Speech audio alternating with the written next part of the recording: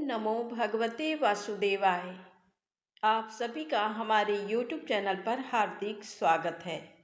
बोलिए श्री लक्ष्मी नारायण भगवान की जय। श्री तुलसी शालिग्राम भगवान की जय। प्रिय भक्तजनों, आज आषाढ़ माह के शुक्ल पक्ष की एकादशी तिथि है और आज देवशयनी एकादशी का व्रत है। कुछ स्थानों पर इसे पद्मना एकादशी, हरिशयनी एकादशी, महा एकादशी या सौभाग्यदायिनी ग्यारस के नाम से भी जाना जाता है।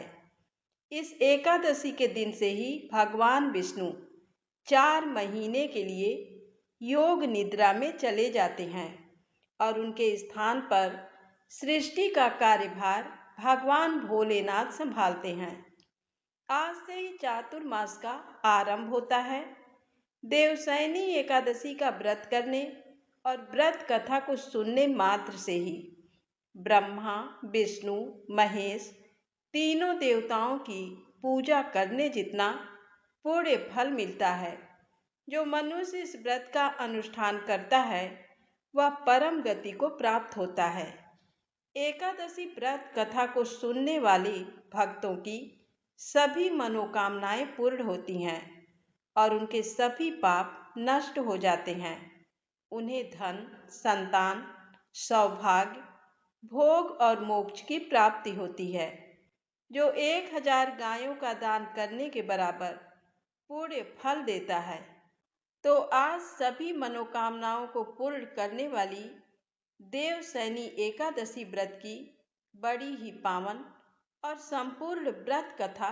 एकादशी कथाओं को आधा अधूरा सुनने से पूर्ण फल प्राप्त नहीं होता। तो आइए बड़े ही श्रद्धा भाव से इन कथाओं का श्रवण करते हैं। एक बार अर्जुन ने भगवान श्री कृष्ण से पूछा, हे मधुसूदन, हे कृष्ण, आषाढ़ माह के शुक्ल पक्ष की एकादशी का क्या नाम है? उस दिन किस देवता का पूजन किया जाता है और इस व्रत को करने से कौन से पुण्य फल की प्राप्ति होती है? कृपा करके ये सब विस्तार से बताइए। भगवान श्री कृष्ण ने कहा, हे धनुर्धर, एक बार नारद जी ने ब्रह्मा जी से यही प्रश्न पूछा था। तब ब्रह्मा जी ने कहा था कि नारद, तुमने कलयुग में प्राणी मात्र के उद्धार के लिए सबसे श्रेष्ठ प्रश्न पूछा है, क्योंकि एकादशी का व्रत सभी व्रतों में उत्तम होता है। इस व्रत से सभी पाप नष्ट हो जाते हैं। इस एकादशी का नाम देवशयनी है। ये व्रत करने से भगवान विष्णु प्रसन्न होते हैं। तो हे नारद, इस संबंध में मैं तुम्हें एक पौराणिक कथा सुनाता हूँ। ध्यान पूर्वक श्रवण करो। प्राचीन काल में देवताओं और ब्राह्मणों की निंदा करने वाला एक महाप्रतापी जुआरी था, जो सदा पराई स्त्रियों में आसक्त रहता था। एक दिन उसने छल से जुए में बहुत सारा धन जीता। फिर अपने हाथों से पान का त्रिकोड़ा बीड़ा बनाकर गंध और माला आदि सामग्री जुटाकर एक वैश्या को भेंट करने के लिए वह उसके घर दौड़ा। रास्ते में उसके पैर लड़खड़ा गए और उसी समय वह पृथ्वी पर गिर पड़ा। गिरने पर क्षण भर के लिए उसे मूर्छा आ गई। जब मूर्छा दूर हुई तब पूर्व जन्म के किसी अन्य प्रभाव से उसके मन में सद्बुद्धि उत्पन्न हुई। जुआरी के मन में अपने कार्यों के लिए दुख और वैराग्य पैदा हुआ। उसने पृथ्वी पर पड़ी हुई गंध, पुष्प आदि सामग्री भगवान शिव जी की सेवा में समर्पित कर दी। जीवन में यही एक पुण्य का काम उसके द्वारा किया गया। मृत्यु के बाद जब यमराज के दूत उसे यमलोक ले गए, तब यमराज ने उससे कहा, तुम अपने पापों के कारण बड़े बड़े नरकों की यातना भोगने के योग्य हो। तब उसने कहा, हे धर्मराज, यदि मेरा कोई पुण्य भी हो तो उस पर भी विचार कर लीजिए। तब चित्रगुप्त ने कहा, तुमने मृत्यु से पहले पृथ्वी पर पड़े हुए कुछ पुष्प भगवान शिव जी को अर्पित किए थे। इस सत्कर्म के बदले तुम्हें 3 घड़ी के लिए इंद्र का पद प्राप्त होगा। चित्रगुप्त की बात सुनकर जुआरी ने कहा, मैं सबसे पहले अपना शुभ कर्म भोगूंगा। उसके ऐसा कहने पर देवगुरु बृहस्पति देवताओं सहित वहां आ पहुंचे और उस जुआरी को ऐरावत हाथी पर लेकर इंद्र के भवन गए। वहां बृहस्पति जी ने इंद्र से कहा, तुम 3 घड़ी के लिए इसे अपना सिंहासन प्रदान कर दो। तब गुरु की बात मानकर इंद्र ने जुआरी के लिए अपना सिंहासन छोड़ दिया। जब जुआरी इंद्र के सिंहासन पर बैठा तब उसने दान देना आरंभ कर दिया। महादेव शिव जी के प्रिय भक्त ऐरावत हाथी को उसने अगस्त्य ऋषि को प्रदान कर दिया। उच्च श्रवा नामक घोड़ा विश्वामित्र को दे दिया। उसने कामधेनु गाय महर्षि वशिष्ठ को दे दी और चिंतामणि नामक रत्न गालव मुनि को समर्पित कर दिया। उसने कल्प वृक्ष उठाकर कौटिल्य मुनि को दे दिया। जब तक 3 घड़ी पूरी नहीं हुई तब तक वह ऐश्वर्य व वैभव की समस्त चीजों को दान देता रहा। 3 घड़ी के पश्चात यमराज के दूत उसे वापस ले गए। जुआरी के दान पुण्य कर्म से यमराज ने उसे पुनः पृथ्वी पर जीवन प्रदान कर दिया। वही जुआरी अपने अगले जन्म में विरोचन के पुत्र बलि के रूप में पैदा हुआ। उसकी माता का नाम सुरुचि था। बलि के गर्भ में आने से विरोचन और सुरुचि का मन धर्म और दान में अधिक लगने लगा। असुर कुल में पैदा होने के बाद भी बलि एक महान योद्धा, विष्णु भक्त एवं दानवीर था। ये बात उस समय की है जब विरोचन का पुत्र बलि गर्भ में था। उसी समय इंद्र दैत्यराज विरोचन को मारने की इच्छा से भिक्षु ब्राह्मण का रूप धारण कर उसके घर गए और उन्होंने विरोचन से कहा, राजन, मुझे अपनी रुचि के अनुसार कुछ दान मिलना चाहिए। तब याचक की बात सुनकर विरोचन ने कहा, यदि आपकी इच्छा हो तो मैं इस समय अपना मस्तक भी दे सकता हूँ। इसके सिवा अपना निस्वार्थ राज्य भी आपको समर्पित कर दूंगा। विरोचन के ऐसा कहने पर इंद्र ने सोच विचार कर कहा, हे राजन, मुझे अपना मुकुट मंडित मस्तक उतार कर दे दीजिए। ब्राह्मण रूपधारी इंद्र के ऐसा कहने पर प्रहलाद पुत्र विरोचन ने प्रसन्नता पूर्वक अपने हाथ से अपना मस्तक काटकर इंद्र को दे दिया। इसके बाद बलि का जन्म हुआ। जब वह वयस्क हुआ तो दैत्य गुरु शुक्राचार्य ने बलि को उसके पिता के सिंहासन पर अभिषिक्त किया। बलि को इंद्र द्वारा उसके पिता विरोचन के साथ छल करने की बात भी बताई। ये सब सुनकर बलि के हृदय में देवताओं के प्रति आक्रोश भर गया। बलि ने गुरु शुक्राचार्य की प्रेरणा से समस्त देवलोक को जीत लिया और स्वर्ग पर अपना अधिकार स्थापित कर दिया। जब बलि ने स्वर्ग पर अधिकार कर लिया तो स्वर्ग लोक के राजा इंद्र देवताओं के गुरु बृहस्पति जी के पास गए और अपने भय का कारण बताया। बृहस्पति जी ने कहा, राजा बलि, त्रिलोक के विजय हो गया है, इसलिए देवतागण स्वर्ग छोड़कर कहीं और चले जाएं। देवतागण निराश होकर अपनी माता अदिति की शरण में गए। अदिति दक्ष प्रजापति की पुत्री तथा महर्षि कश्यप की धर्म पत्नी थी। देवताओं की स्थिति जानकर अदिति ने कहा, तुम लोग भय मत करो, मैं कुछ उपाय करती हूँ। उन्हें आश्वस्त कर वे महर्षि कश्यप का स्मरण करने लगी। महर्षि कश्यप सृष्टि कार्य से विरक्त हो चुके थे और नारायण के ध्यान में लीन थे। एक दिन जब महर्षि कश्यप की समाधि टूटी तो उन्हें अदिति का ध्यान आया। फिर वह अदिति के आश्रम की ओर चल पड़े। महर्षि कश्यप के आश्रम पहुंचने पर अदिति ने उन्हें बलि द्वारा स्वर्ग पर अधिकार किए जाने की सूचना दी। कुछ देर विचार करने के पश्चात कश्यप जी ने अदिति से कहा, हे प्रिय, तुम नारायण जी की उपासना करो। उनके अलावा कोई इस विपत्ति को दूर नहीं कर सकता। तुम श्री हरि को प्रसन्न करने के लिए तप करो। महर्षि कश्यप के कहने पर देव माता अदिति ने 12 दिनों तक व्रत करके भगवान विष्णु की आराधना की। देवतागण भी ब्रह्मा जी की सलाह पर क्षीर सागर के ऊपरी तट पर श्री नारायण की तपस्या करने लगे।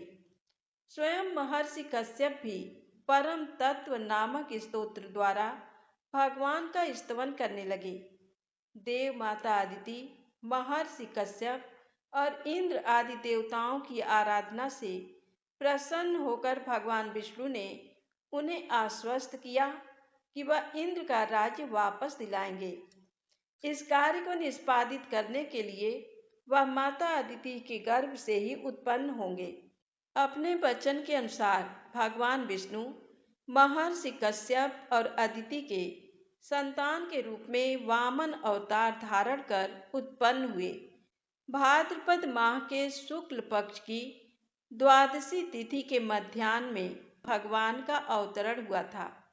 इस प्रकार भगवान वामन अदिति के 12 पुत्रों, जिन्हें आदित्य कहा जाता है, में से एक हुए।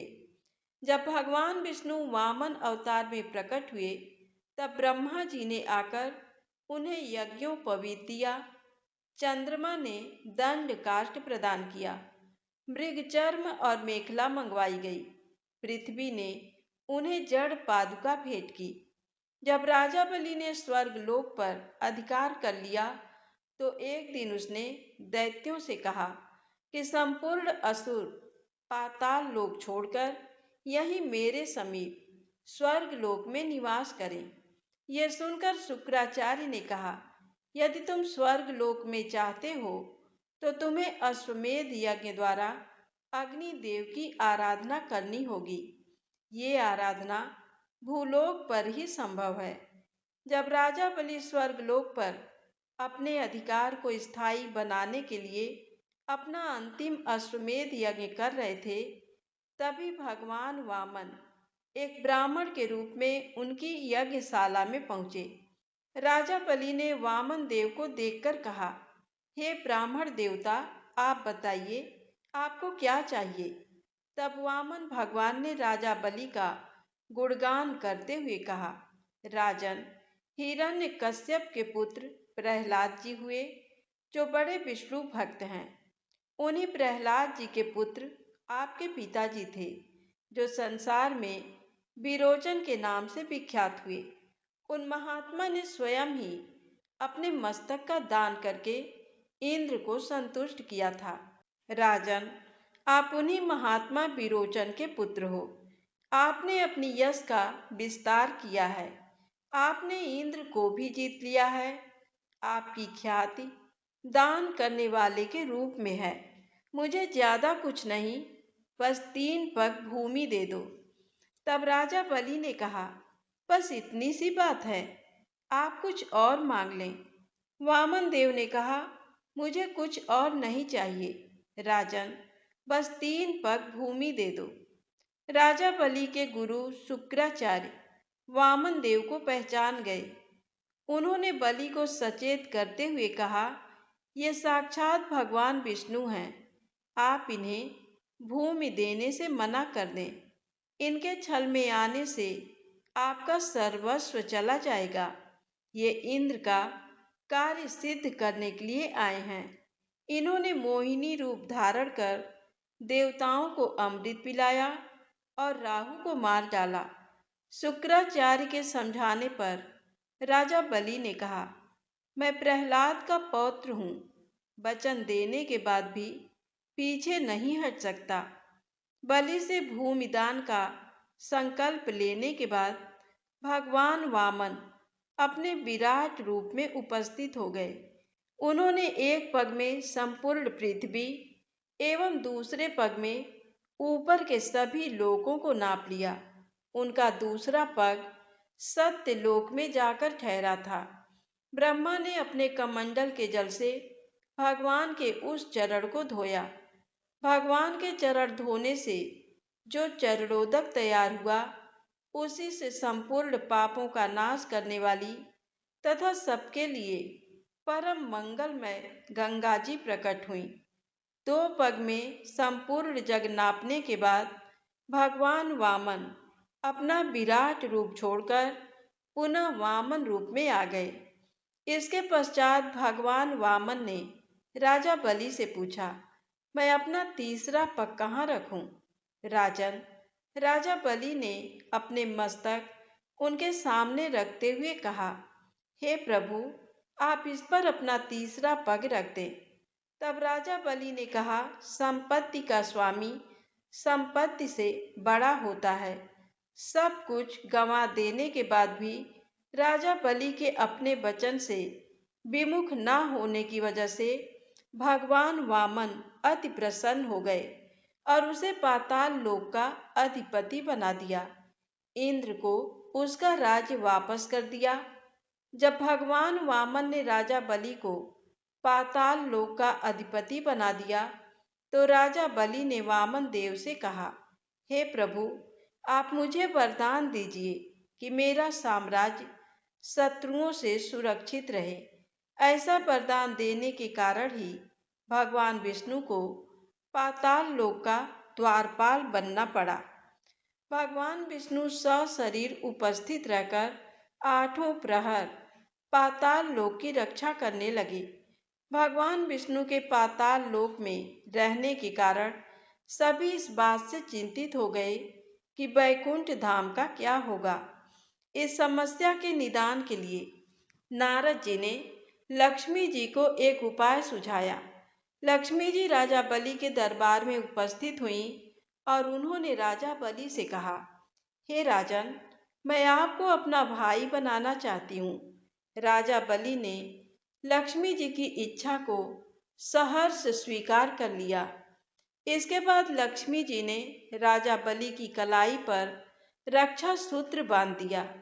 लक्ष्मी जी ने राजा बलि से कहा कि उनके सुख, सौभाग्य व गृहस्थी की रक्षा का दायित्व उन्हीं का है, जिसे आपने प्रहरी के रूप में अपने पास रख लिया है। लक्ष्मी जी की बात सुनकर राजा बलि ने भगवान विष्णु को प्रहरी के कार्य से मुक्त कर दिया। फिर इसके बाद जाते समय भगवान विष्णु ने राजा बलि को आशीर्वाद दिया कि वे प्रत्येक वर्ष 4 माह के लिए राजा बलि के यहाँ पाताल लोक में निवास करेंगे और इन 4 माह को चातुर्मास कहा जाएगा तथा इसके बाद प्रबोधिनी एकादशी के दिन वे निद्रा से बाहर आएंगे। हे नारद, जिस दिन भगवान विष्णु 4 माह के लिए योग निद्रा में चले जाते हैं, उस दिन देवशयनी एकादशी होती है। अब मैं तुम्हें देवशयनी एकादशी का व्रत करने वाले राजा मांधाता की कथा का वर्णन करता हूँ। मांधाता नाम का एक सूर्यवंशी राजा था। वह सत्यवादी, महान तपस्वी और चक्रवर्ती था। वह अपनी प्रजा का पालन संतान की भांति करता था। उसकी सारी प्रजा धन धान्य से परिपूर्ण थी और सुखपूर्वक जीवन यापन कर रही थी। उसके राज्य में कभी अकाल नहीं पड़ता था, कभी किसी प्रकार की प्राकृतिक आपदा नहीं आती थी। परंतु ना जाने उससे देव क्यों रुष्ट हो गए। ना मालूम राजा से क्या भूल हो गई कि एक बार उसके राज्य में जबरदस्त अकाल पड़ गया। प्रजा अन्न की कमी के कारण अत्यंत दुखी रहने लगी। राज्य में यज्ञ करना बंद हो गए। अकाल से पीड़ित प्रजा एक दिन दुखी होकर राजा के पास जाकर प्रार्थना करने लगी। उन्होंने कहा, हे राजन, समस्त संसार की सृष्टि का मुख्य आधार वर्षा है। इसी वर्षा के अभाव से राज्य में अकाल पड़ गया है और अकाल से प्रजा मर रही है। भूपति, आप कोई ऐसा जतन कीजिए जिससे हम लोगों का कष्ट दूर हो सके। यदि जल्दी ही अकाल से मुक्ति नहीं मिलेगी तो विवश होकर प्रजा को किसी दूसरे राज्य में शरण लेनी पड़ेगी। प्रजाजनों की बात सुनकर राजा ने कहा, आप लोग सत्य कह रहे हैं। वर्षा ना होने से आप लोग बहुत दुखी हैं। राजा के पापों के कारण ही प्रजा को कष्ट भोगना पड़ता है। मैं बहुत सोच विचार कर रहा हूँ, फिर भी मुझे अपना कोई दोष दिखाई नहीं दे रहा। आप लोगों के कष्टों को दूर करने के लिए मैं बहुत उपाय कर रहा हूँ, परंतु आप चिंतित ना हो, मैं इसका कोई न कोई उपाय अवश्य ही करूँगा। राजा के वचनों को सुनकर प्रजाजन चले गए। राजा मानधाता भगवान की पूजा कर कुछ विशिष्ट व्यक्तियों को साथ लेकर वन को चल दिए। वहां पर ऋषि मुनियों के आश्रम में घूमते घूमते अंत में ब्रह्मा जी के मानस पुत्र अंगिरा ऋषि के आश्रम पर पहुंच गए। रथ से उतरकर राजा आश्रम में चला गया। वहां ऋषि अभी नित्य कर्म से निवृत्त ही हुए थे कि राजन ने उनके सम्मुख पहुंचकर उन्हें प्रणाम किया। ऋषि ने राजा को आशीर्वाद दिया, फिर पूछा, हे राजन, आप इस स्थान पर किस प्रयोजन से पधारे हैं, सो कहिए। तब राजा ने कहा, हे महर्षि, मेरे राज्य में 3 वर्ष से वर्षा नहीं हो रही, इसे अकाल पड़ गया है और प्रजा कष्ट भोग रही है। राजा के पापों के प्रभाव से ही प्रजा को कष्ट मिलता है, ऐसा शास्त्रों में लिखा है। मैं धर्म अनुसार राज्य करता हूँ, फिर ये अकाल कैसे पड़ गया, इसका मुझे अभी तक पता नहीं लग सका। अब मैं आपके पास ही इस संदेह की निवृत्ति के लिए आया हूँ। आप कृपा करके मेरी इस समस्या का निवारण कर मेरी प्रजा के कष्ट को दूर करने के लिए कोई उपाय बतलाइए। सब वृत्तांत सुनने के बाद ऋषि ने कहा, हे राजन, इस सतयुग में धर्म के चारों चरण सम्मिलित हैं। ये युग सभी युगों में उत्तम है। इस युग में केवल ब्राह्मणों को ही तप करने और वेद पढ़ने का अधिकार है, किंतु आपके राज्य में एक शूद्र तप कर रहा है। इस दोष के कारण आपके राज्य में वर्षा नहीं हो रही। यदि आप प्रजा का कल्याण चाहते हैं तो शीघ्र ही उस शूद्र का वध कर दें। जब तक आप ये कार्य नहीं कर लेते, तब तक आपका राज्य अकाल की पीड़ा से कभी मुक्त नहीं हो सकता। ऋषि के वचन सुनकर राजा ने कहा, हे मुनिश्रेष्ठ, मैं उस निरपराध तप करने वाले शूद्र को नहीं मार सकता। किसी निर्दोष मनुष्य की हत्या करना मेरे नियमों के विरुद्ध है और मेरी आत्मा इसे किसी भी स्थिति में स्वीकार नहीं करेगी। आप इस दोष से मुक्ति का कोई दूसरा उपाय बतलाइए। राजा को विचलित जानकर ऋषि ने कहा, हे राजन, यदि आप ऐसा ही चाहते हैं तो आषाढ़ मास के शुक्ल पक्ष की देवशयनी नाम की एकादशी का विधि पूर्वक व्रत करो। इस व्रत के प्रभाव से तुम्हारे राज्य में वर्षा होगी और प्रजा भी पूर्व की भांति सुखी हो जाएगी, क्योंकि इस एकादशी का व्रत सिद्धियों को देने वाला है और कष्टों से मुक्त करने वाला है। ऋषि के इन वचनों को सुनकर राजा अपने नगर वापस आ गए और विधि पूर्वक देवशयनी एकादशी का व्रत किया। इस व्रत के प्रभाव से राज्य में अच्छी वर्षा हुई और प्रजा को अकाल से मुक्ति मिल गई। इस एकादशी को पद्मनाभ एकादशी भी कहा जाता है। इस व्रत के करने से भगवान विष्णु प्रसन्न होते हैं और मोक्ष की इच्छा रखने वाले मनुष्य को इस एकादशी का व्रत करना चाहिए। चातुर्मास व्रत भी इसी एकादशी के व्रत से प्रारंभ किया जाता है। अतः हे नारद, अपने कष्टों से मुक्ति पाने के लिए किसी दूसरे का बुरा नहीं करना चाहिए। अपनी शक्ति से और भगवान पर पूरी श्रद्धा और आस्था रखकर संतों के कथन अनुसार सत्कर्म करने से बड़े बड़े कष्टों से सहज ही मुक्ति मिल जाती है। इस प्रकार जब भगवान विष्णु अपने 4 महीने के योग निद्रा से बाहर आते हैं, तब देव उठनी प्रबोधनी एकादशी मनाई जाती है। इसका विधान भी सुनो। एक राजा के राज्य में सभी लोग एकादशी का व्रत करते थे। प्रजा तथा नौकर चाकरों से लेकर पशुओं तक को एकादशी के दिन अन्न नहीं दिया जाता था।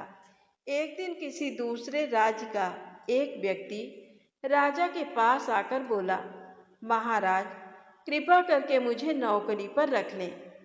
तब राजा ने उसके सामने एक शर्त रखी कि ठीक है, रख लेते हैं, किंतु रोज तो तुम्हें खाने को सब कुछ मिलेगा, पर एकादशी को अन्न नहीं मिलेगा। उस व्यक्ति ने उस समय हाँ कर ली, पर एकादशी के दिन जब उसे फलाहार का सामान दिया गया, वह राजा के सामने जाकर गिड़गिड़ाने लगा। उसने कहा, महाराज, इससे मेरा पेट नहीं भरेगा, मैं भूखा मर जाऊंगा, मुझे अन्न दे दो। राजा ने उसे शर्त की बात याद दिलाई, पर वह अन्न छोड़ने को तैयार नहीं हुआ। तब राजा ने उसे आटा, दाल, चावल आदि दिए। वह नित्य की तरह नदी पर पहुंचा और स्नान कर भोजन पकाने लगा। जब भोजन बन गया तो वह भगवान को बुलाने लगा, आओ भगवान, भोजन तैयार है। उसके बुलाने पर पीतांबर धारण किए भगवान चतुर्भुज रूप में आ पहुंचे तथा प्रेम से उसके साथ भोजन करने लगे। भोजन आदि करके भगवान अंतर ध्यान हो गए तथा वह अपने काम पर चला गया। 15 दिन बाद अगली एकादशी को वह राजा से कहने लगा, महाराज, मुझे 2 गुना सामान दीजिए। उस दिन तो मैं भूखा ही रह गया। तब राजा ने कारण पूछा तो उसने बताया, हमारे साथ भगवान भी खाते हैं, इसलिए हम दोनों के लिए ये सामान पूरा नहीं होता। यह सुनकर राजा को बड़ा आश्चर्य हुआ। वह बोला, मैं नहीं मान सकता कि भगवान तुम्हारे साथ खाते हैं। मैं तो इतना व्रत करता हूँ, पूजा करता हूँ, पर भगवान ने मुझे कभी दर्शन नहीं दिए। राजा की बात सुनकर वह बोला, महाराज, यदि विश्वास ना हो तो साथ चलकर देख लें। राजा एक पेड़ के नीचे छिपकर बैठ गया। उस व्यक्ति ने भोजन बनाया तथा भगवान को शाम तक पुकारता रहा, परंतु भगवान नहीं आए। अंत में उसने कहा, हे भगवान, यदि आप नहीं आए तो मैं नदी में कूदकर प्राण त्याग दूंगा। लेकिन भगवान तब भी नहीं आए। तब वह प्राण त्यागने के उद्देश्य से नदी की तरफ बढ़ा। प्राण त्यागने का उसका दृढ़ इरादा जान शीघ्र ही भगवान ने प्रकट होकर उसे रोक लिया और हाथ पकड़कर साथ बैठकर भोजन करने लगे। खा पीकर वे उसे अपने विमान में बैठाकर अपने धाम ले गए। ये देखकर राजा ने सोचा कि व्रत उपवास से तब तक कोई फायदा नहीं होता जब तक मन शुद्ध ना हो। इससे राजा को ज्ञान मिला। वह भी मन से व्रत करने लगा और अंत में स्वर्ग को प्राप्त हुआ। अतः एकादशी का व्रत मनुष्य को अवश्य ही करना चाहिए। ये व्रत इस लोक में भोग और परलोक में मुक्ति देने वाला है। इसकी कथा को पढ़ने और सुनने से मनुष्य के समस्त पाप नष्ट हो जाते हैं एवं अंत में उन्हें मोक्ष की प्राप्ति होती है। तो इस प्रकार से ये एकादशी व्रत देवशयनी एकादशी से आरंभ होकर चातुर्मास से होते हुए देव उठनी एकादशी तक समाप्त होता है। जो व्यक्ति इस दौरान धर्म अनुसार कार्य करता है, भगवान श्री हरि विष्णु का पूजन करता है एवं एकादशी महात्म कथा का श्रवण करता है या फिर अधिक से अधिक बार नाम जप संकीर्तन करता है, तो भगवान विष्णु उससे प्रसन्न होते हैं और उसे वैकुंठ का धाम प्राप्त होता है तथा जीवन पर्यंत उसे सभी सुखों की प्राप्ति होती है। तो बोलिए श्री लक्ष्मी नारायण भगवान की जय हो। प्रिय भक्तजनों, इस कथा को पूर्ण करते हुए भगवान विष्णु जी को समर्पित इस कथा का श्रवण कीजिए। एक बार देवर्षि नारद जी बैकुंठ धाम गए। वहां उन्होंने भगवान विष्णु को नमन किया। नारद जी ने श्री हरि से कहा, हे प्रभु, पृथ्वी पर अब आपका प्रभाव कम हो रहा है। धर्म पर चलने वालों को कोई अच्छा फल नहीं मिल रहा। जो पाप कर रहे हैं उनका भला हो रहा है। तब भगवान श्री हरि ने कहा, ऐसा नहीं है देवर्षि, जो भी हो रहा है सब नियति के जरिए हो रहा है। नारद जी बोले, मैं तो देखकर आ रहा हूँ। पापियों को अच्छा फल मिल रहा है और भला करने वाले धर्म के रास्ते पर चलने वालों को बुरा फल मिल रहा है। भगवान ने कहा, कोई एक ऐसी घटना बताओ। तब नारद जी ने कहा, अभी मैं एक जंगल से आ रहा हूँ। वहाँ एक गाय दलदल में फंसी हुई थी। कोई उसे बचाने वाला नहीं था। तभी एक चोर उधर से गुजरा। गाय को फंसा हुआ देखकर भी वह नहीं रुका। वह उस पर पैर रखकर दलदल लांघकर निकल गया। आगे जाकर चोर को सोने की मोहरों से भरी एक थैली मिली। हे प्रभु, थोड़ी देर बाद वहां से एक वृद्ध साधु गुजरा। उसने उस गाय को बचाने की पूरी कोशिश की। पूरे शरीर का जोर लगाकर उस गाय को बचा लिया। लेकिन मैंने देखा कि गाय को दलदल से निकालने के बाद वह साधु आगे आया तो एक गड्ढे में गिर गया। प्रभु, बताइए ये कौन सा न्याय है? नारद जी की बात सुनकर प्रभु बोले, ये सही ही हुआ। जो चोर गाय पर पैर रखकर भाग गया था, उसकी किस्मत में तो एक खजाना था, लेकिन उसके एक पाप के कारण उसे केवल कुछ मोहरे ही मिली। वहीं उस साधु को गड्ढे में इसलिए गिरना पड़ा क्योंकि उसके भाग्य में मृत्यु लिखी थी। लेकिन गाय को बचाने के कारण उसके पुण्य बढ़ गए और उसकी मृत्यु एक छोटी सी चोट में बदल गई। इंसान के कर्म से ही उनका भाग्य तय होता है। तो हे नारद, मनुष्य को कर्म करते रहना चाहिए, क्योंकि कर्म से भाग्य बदला जा सकता है। एक बार प्रेम से बोलिए, लक्ष्मी नारायण भगवान की जय हो। ओम नमः शिवाय। हर हर महादेव। अब आइए सुने एकादशी माता की आरती। ओम जय एकादशी माता, जय एकादशी माता। विष्णु पूजा व्रत को धारण कर, विष्णु पूजा व्रत को धारण कर, शक्ति मुक्ति पाता। ओम जय एकादशी माता। तेरे नाम की नाऊं देवी, भक्ति प्रदान करनी, गण गौरव की देनी, गण गौरव की देनी, माता शास्त्रों में बरनी। ओम जय एकादशी माता। मार्गशीर्ष के कृष्ण पक्ष की उत्पन्ना विश्वतारिणी जन्मी, शुक्ल पक्ष में हुई मोक्षदा, शुक्ल पक्ष में हुई मोक्षदा, मुक्तिदाता बन आई। ओम जय एकादशी माता। पौष के कृष्ण पक्ष की सफला नामक है, शुक्ल पक्ष में होए पुत्रदा, शुक्ल पक्ष में होए पुत्रदा, आनंद अधिक रहे। ओम जय एकादशी माता।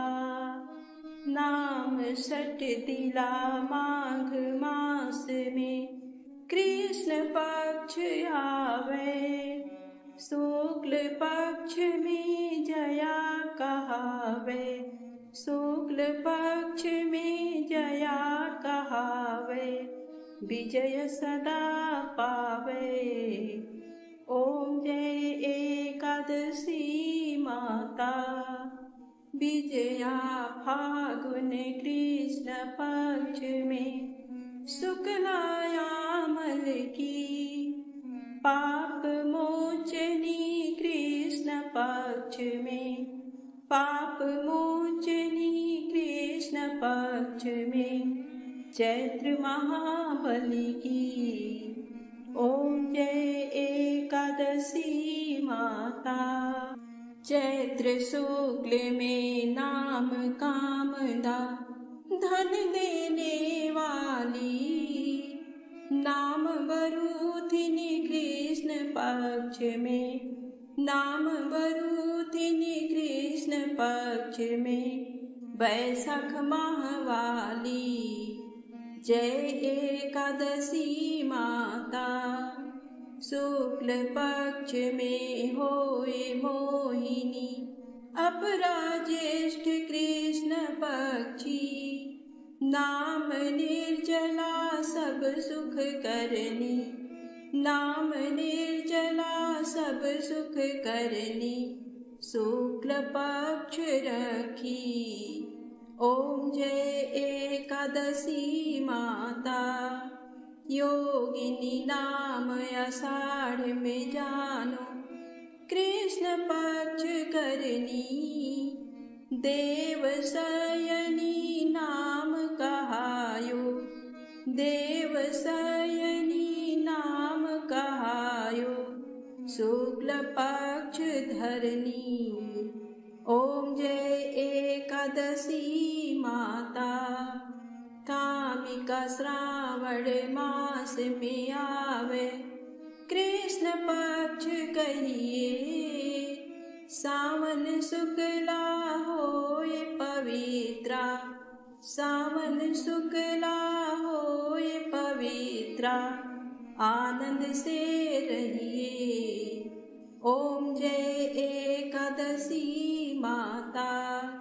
अजा भाद्रपद कृष्ण पक्ष की, परिवर्तिनी शुक्ला, इंद्रा आश्विन कृष्ण पक्ष में, इंद्रा आश्विन कृष्ण पक्ष में, व्रत से भव सागर निकला। ओम जय एकादशी माता।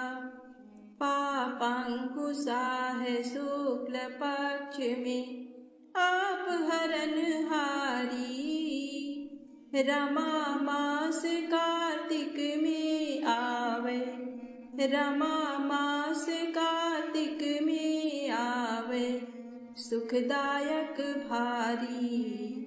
ओम जय एकादशी माता। देवोत्थानी शुक्ल पक्ष की, दुख नाशक मैया, पावन मास में करूं विनती, पावन मास में करूं विनती, पार करो नैया। ओम जय एकादशी माता। परमा कृष्ण पक्ष में होती, जन मंगल करनी, शुक्ल मास में होए पद्मिनी, शुक्ल मास में होए पद्मिनी, दुख दारिद्र हरनी। ओम जय एकादशी माता। जो कोई आरती एकादशी की, भक्ति सहित गावे, जन गुरदिता स्वर्ग का वासा, जन गुरदिता स्वर्ग का वासा, निश्चय वह पावे। ओम जय एकादशी माता। जय एकादशी माता। ओम जय एकादशी माता। विष्णु पूजा व्रत को धारण कर, विष्णु पूजा व्रत को धारण कर, भक्ति मुक्ति पाता। जय एकादशी माता। प्रेम से बोले एकादशी माता की जय हो। श्री हरि विष्णु भगवान की जय हो।